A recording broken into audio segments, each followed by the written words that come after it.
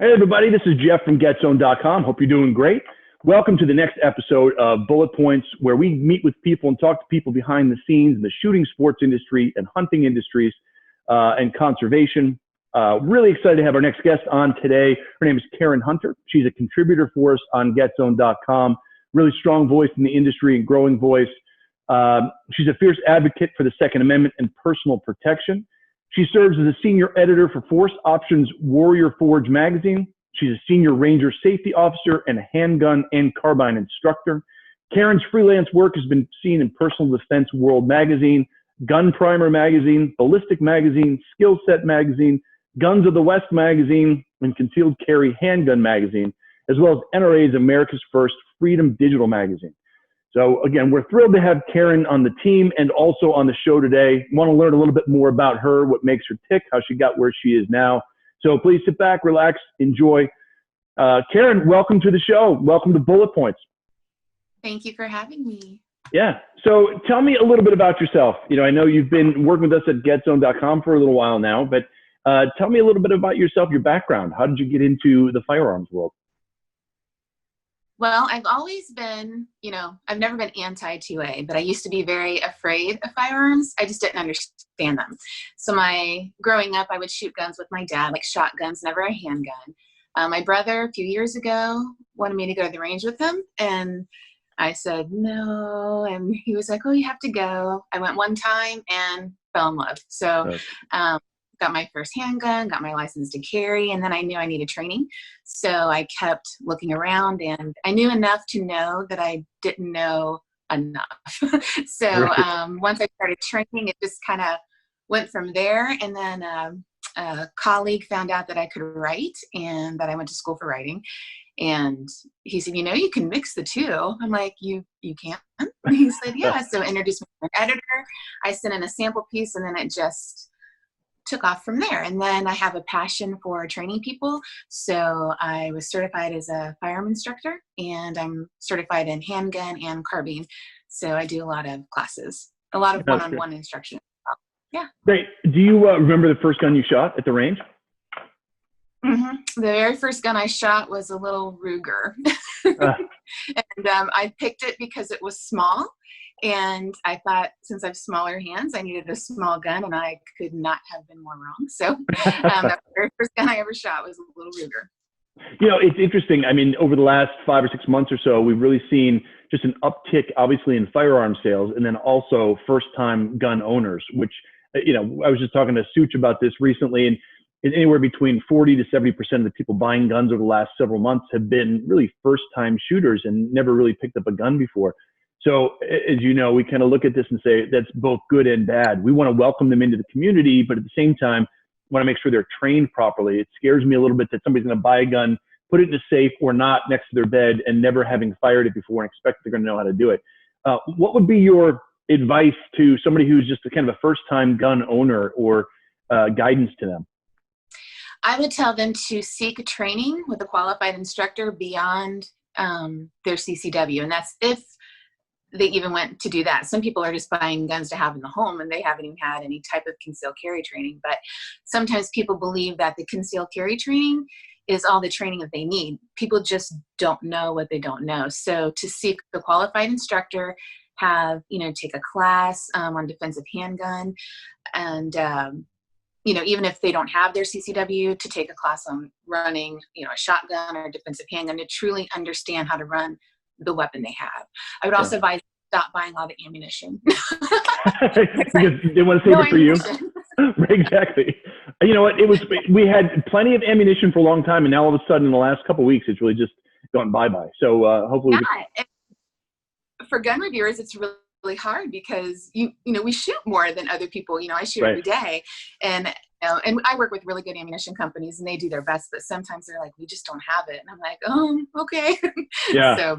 Well, fortunately, I've been stocking up for a long time, so maybe I can help you there to a certain degree. There we go. Yeah, we know people who know people, but it's interesting, and I think as an industry, we have a tendency to, for a long time, really not welcome people into the community, and it's good to see people who have never owned a gun before at least willing to take that risk. I think some of it may be out of fear, but it's good to just see them in no matter what. There's kind of an old school where like, well, hey, you've never been in before, so we don't want you here. But, I think we Right. take the opinion of like, hey, welcome aboard. We're happy to have you in the community. So. Absolutely. I think too, there are people, you don't have to be an instructor. My brother helped me learn too, the basics, handguns, handgun safety. So if someone is, that way, they have a family member, we can help each other, everybody can just kind of help each other. And, because it's just so important, but we don't want to shun them at all. These are voters. These are people that once they have their firearm, same as me, I was always, pro-Constitution, pro-2A, but it wasn't until I had my firearm that I really understood the importance of the Second Amendment. So we want to work with those people and help them. Well, and not to have you be the voice of the female in the industry, I hate to, put that on you, but what's your take just generally to how to get more females into the industry as well and more people on the range and safe shooting? Well, actually, females are of the largest rising demographic right now in the firearms industry. So more and more women are wanting to protect themselves, defend themselves, especially with the way the world is going. So I think that my biggest thing is a lot of women, the mentality that's the problem is among the women. I have never really run across a man that didn't make me feel welcomed in class, welcomed in the job I do. I believe that's kind of a myth in our industry. Most men in the industry are very welcoming. There's not a lot of that, hey, little lady, let me show you how to do this. It's just not as bad as what they think. Sometimes women can come in with a preconceived notion of how something is, and they come in very easily offended, things like that. So my advice for that would be for the women to be a little more accepting of male shooters, and not to take everything to heart or take things the wrong way. I know that in my classes, we have a lot of women. It's a good mix of men and a good mix of women. And everyone just looks at each other as shooters and not as this is a male shooter or this is a female shooter. So just to begin to look at people as shooters, because a gun is not hand specific or gender specific, it's hand specific. So does that make sense? No, it does. That's good to hear. As a male, I'm always interested in that perspective. So that's really good to hear. I think a lot of times people who are coming into, first time owning a gun, they'll go into a gun store or they'll talk to their friends. And I think a lot of it's just intimidation. So the more we can make people feel comfortable asking questions and, even if they're dumb questions, that's fine. Just ask questions because I'd rather have people be safe than not. But what got you into instructing then? You said that's another good point. Go ahead. Oh, I'm sorry. That's another good point about a dumb question. There's sometimes people will ask something, and if someone's been in the industry for a while or they've been a shooter for a while, we forget what we didn't know when we started. And not everyone was raised around handguns. So I remember I used to think that my gun would go off in my holster. Right. I really didn't understand that, the whole concept of how the gun worked. And that was a legit fear. And a lot of women have that fear more than men. But even some men do. So some men won't carry appendix because they're afraid that's going to go off. But when you understand the importance of good trigger guard and a good holster, it's not going to happen. But so we need to not make people feel stupid, as well, and understand that there's things we know that we probably forget that we didn't know when we started. So we just be a little more compassionate. Yeah, I find that all the time at SHOT Show. We go around, we talk about all the new engineering advances on the new firearms. And, for somebody who just kind of been plucked in and put down at SHOT Show that didn't know anything, I think they would be totally overwhelmed in a lot of cases. So, absolutely. First year at SHOT Show, I was completely overwhelmed. You're right, I'm sure. I still am overwhelmed sometimes. So big. It's a lot. It's a lot. So do you remember your first class, your first training class? Yes. It was a small class, and it was a gentleman from Texas that came up just to work with a small group of us. And I was a mess. Again, I was just, so safety minded, so safety conscious, but I learned a lot in that class, and I just knew I just wanted to keep learning and keep going. So no, that's good. Well, that's interesting. So do you enjoy instructing now as much as you did when you first started? I think I enjoy it more because I know more. And my favorite part is seeing someone go from being timid to being extremely confident. Not, you always need that respectful fear of your firearm, but when they get to the point that they're confident to carry their gun, run their gun, and that empowerment that they feel, that's my favorite part. So Yeah. that's why I like one-on-one instruction a little better. It's a little more intimate, a little more personal, and people are a little more comfortable. So that's probably my favorite. But just getting people to the point where they are completely able to defend themselves and they understand that a gun is the only absolute equalizer. I love that. So just helping people. What is it? Is there a common thing that most people enter training kind of with a misunderstanding, or they have a common issue that they're trying to overcome? Is it one thing that you see with everybody, or is it just depend on the person? It's totally dependent on the person. I see a lot of people come in thinking they're John Wick, and they're not. And it's a hard lesson leared. I see that, a lot of people come in that are just terrified of everything. It's really dependent on the person, their personality, their exposure to the gun realm, things like that. So I couldn't narrow it down to just one thing. Not just one thing. A lot of people have bad habits. Yeah. So what have you learned about the industry now that you've been in for a while? On the writing side, you've combined writing and shooting. Would you ever consider doing something else? Do you like what you're doing now? Oh, I'll never do anything else. This is the first time I felt like my career isn't a career, that is just a part of my life. It's just a part of me. And it's a passion that I have, both writing and firearms. So yeah, unless they kick me out, this is what I want to do. Yeah. Where did you get the journalism training, the writing training? I went to, in college. Yeah. Where'd you go to school?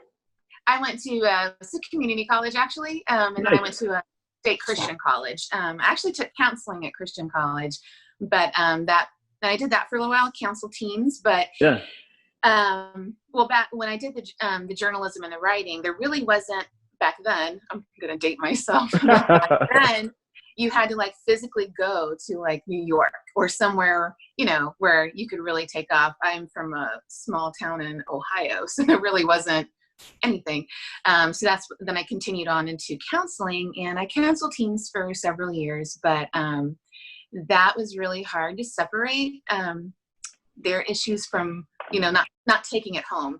So I have a huge respect for like law enforcement and other people that do these types of things, that they can separate, their day job, but things would bother me all night long. And if I couldn't help somebody, it was just, I had to stop. It was just really hard. It is hard. Well, we share that in common. I'm from Ohio as well. Oh, really? Yeah, I'm from Northeast Ohio, outside of Chagrin Falls, so outside of Cleveland for about 45 minutes. Okay, I'm right. I'm in Kentucky now, but I was about an hour northwest of Cincinnati, so just west of Dayton. Well, this is great. I just wanted to get a quick intro to you.